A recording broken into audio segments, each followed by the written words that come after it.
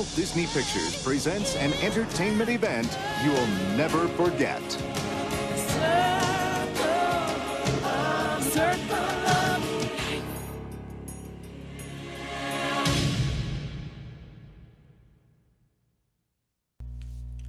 What is up, YouTube? I'm Nintendo Man 64, bringing you this next episode of The Lion King on the Sega Genesis. In the last episode, we went through the first two levels and really started talking about the making of and little behind-the-scenes trivial facts about Lion King. And in this episode, we're going to be talking really about the cultural impact it's had. Very few Disney films were looked at the way Lion King was looked at. People looked at Lion King the way you don't ordinarily look at Disney films. I mean, The Lion King is still the most highly viewed animated film of all time, with maybe Snow White being the only one that could possibly rival it. And what I mean by most viewed, it doesn't mean it earned the most money, it means the film had sold more tickets, really, than any other animated film in history. And I could buy that fact. I mean, my grandmother ran a preschool when The Lion King first came out, and she took her kids on 2 field trips. First, the first time was in June, right around the time of graduation, to see Lion King. The second time was when Lion King was re-released in November, around the time I was born. And in general, it just really is a film that has touched so many people. And everybody that was around saw at least something with regards to this film. It may not be the most flawless film, obviously. There have been some people who have criticized it, both with actual criticisms that can be attributed, but there are also people that have criticized it for things that have been easily disproven. The 2 most notable critics of the film, like people that have openly said the film is either good but overrated, or in the case of Confused Matthew, saying the film is awful. The one that said it was good but overrated, highly overrated, was Doug Walker, the nostalgia critic, who likes the film. There are elements of it that he really likes, but there are also elements of it that he really doesn't like. And unlike Confused Matthew, who sounds more like a spoiled toddler who didn't get his way during his review,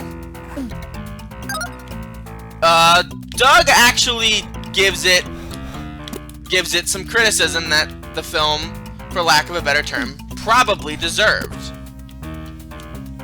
For example, there was one of the big criticisms he has of the film. One of the big criticisms he has of the film is the finale, is the climax, where Simba goes back to fight Scar, and he's... Okay, we can't get that one up there. That's weird. I guess you have to do some sort of button mechanic thing there. Whatever. Anyway, his criticism was that Simba's fears ultimately get the better of him when he's challenging Scar. Now, I've disproven that, personally, because no one 100% conquers their fear without directly conquering it. Darn it, sneaking hyenas. Oh, damn it! Jeez, okay.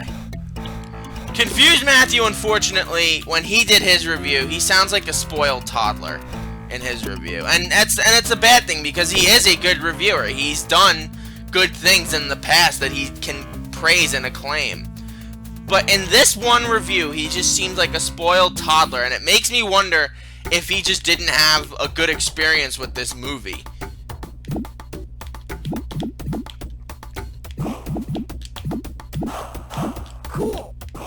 Now, one could easily make that assessment because a lot of his criticisms are very childish.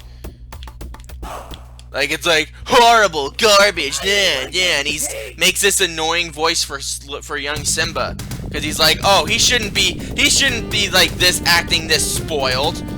Well, you've been told your entire life, you're going to rule the entire plains of Africa.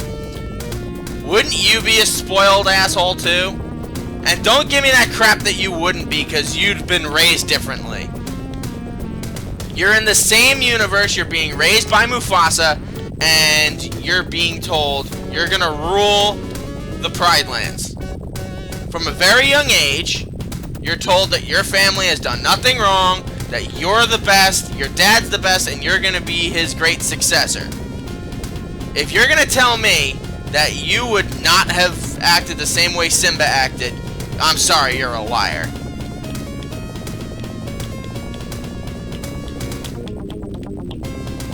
But besides the criticisms, I mean, do I even have to say how much this film has defined a generation of... has defined a generation of moviegoers? I mean, seriously. Kill him. Oh, that's a pleasant scar. Thank you. I'll remember that when I'm kicking your ass later. Okay, we will resume here next episode. Thank you guys for joining me. I'm Nintendo Man 64. Join me next time, where we will go into the next 2 levels of the game. Actually, the last 2 levels is Young Simba, which are Simba's Exile and Hakuna Matata. Until then, sayonara.